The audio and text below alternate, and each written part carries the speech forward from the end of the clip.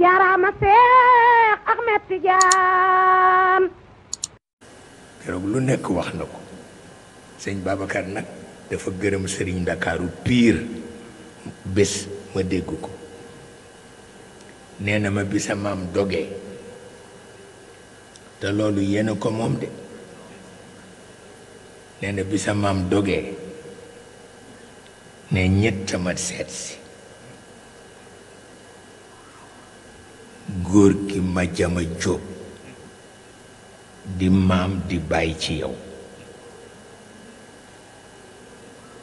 naka la agsi ni ma gis nga kii nga suul na nga konte ci moom moo la mën a lépp waaye boo konte ci ñun rekk ci suuf nga jëm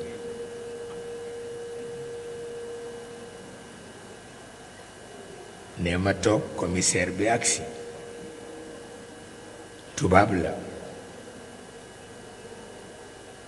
ni dama la soxla ma ñëw mu ni ma bu dëj bi ruusee demal sa yoon bu fi toog mukk ndax sa njaboot ñëwaguñu ca kanam la ñu ñëw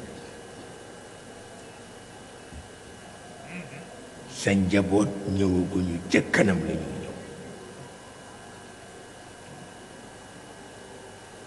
te dama lay yëgal ni sa baay àddiya dundalu ko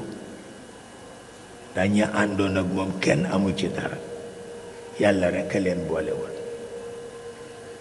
ma di la nettali ni mu daan dunde gis nga commerce bi ñu ni woon bàyyi na ko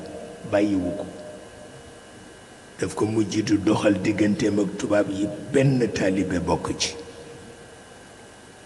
ba ci la daan dund commissaire bi wax ko ba ci la daan dund carnet yaa ngi fi muy jëfanteeg ñoom kenn du ko fekke ndax ñi mu àndal mënuñu ko dundal ndax kenn amu ci ñaar dërëm ci sa poche yàlla rek bon kon nag li ma lay ñaan mooy defal effort bu fekkee bor am na ci nga fay ko commissaire bay ko wax de mu ko mu sant ko lool mu ni ko dinaa la indil carnet yépp nga xam fu ñu tolloog moom ndax àddiya daawu ko dundal mukk ku la wax ne àddiyaa ko dundal waxul li am ne mu dem gàddu carnet yépp won ma ko benn par benn ni ma nag bàyyil ma lakk ko yépp waaye nga warlul leen ni bor yi leen Maodo ameel dinga ko fay ndax yow loo wax rekk def ko nitu dëgg nga nee na ci ñetti at laa fay bor yi lu ma forte rekk def ci lu ma forte rekk def ci nee na ba ko ñetteel mooy sëriñ Ndakaaru ne benn xale lu góor rekk la seen buy ñëw boo xam ne tabarkal la ku jekk la